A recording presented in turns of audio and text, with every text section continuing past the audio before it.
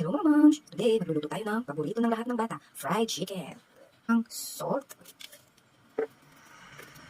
Magic sarap. Huwag yun naman mga moms. Paprika, para mawala ang lansa ng manok. Garlic powder. Ba't kaya natin nalinis ang garlic powder natin? Nagdagdag ng bumili, lalo na tigas. Pag na-open na, tinitigas. Mas masarap maraming garlic para mas malasa. Okay? Ajinomoto. Tigas pa, pepper. Ito. Then, tikman natin. Tingnan po siya mga moms. Lagyan muna natin siya mga moms ng mga 30 minutes. Imarinate muna natin siya. Ayan mga moms, 30 minutes na po ang lumipas. So, lagyan na po natin siya ng all-purpose flour. Ayan mga moms. Ayan na cornstarch. Ayan, lagyan natin siya ng cold water.